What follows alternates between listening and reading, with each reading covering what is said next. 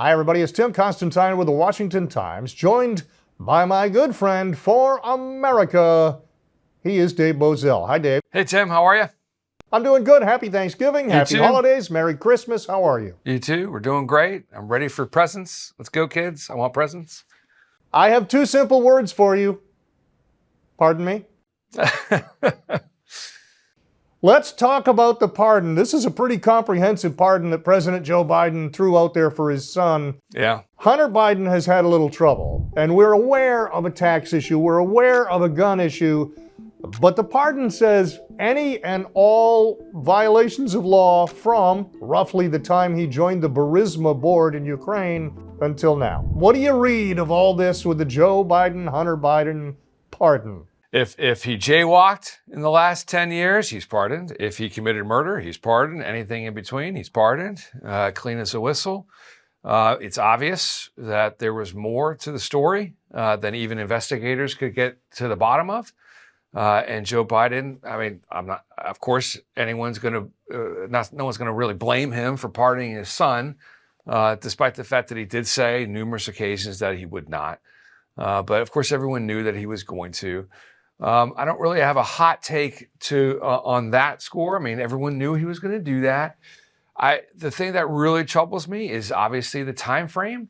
And obviously, I think it's important. I think especially if a guy like Kash Patel gets into the FBI, and Kash Patel has been very adamant about creating a transparency office of unredacting lots of things.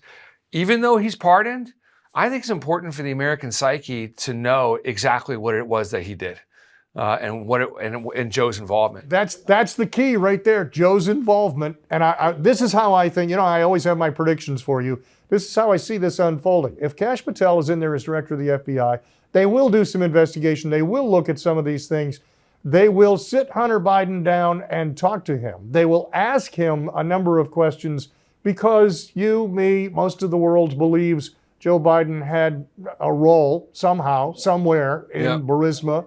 And in fact, the thing that Donald Trump got in trouble for, Joe Biden bragged about doing in Ukraine. He literally bragged publicly and was about interfering in the process. Right. And so here's what I think will happen is they will sit Hunter Biden down and Hunter Biden will say, I don't recall, to every single question, because there is no incentive now for him. It used to be, hey, we can give you an easier sentence. We could do something. He's not going to remember anything. And Joe Biden will go off in history with his legacy being a doddering old man instead of a criminal. Yeah, I agree with the prediction. There's some discussion about does Hunter Biden can he invoke the Fifth Amendment on future questioning?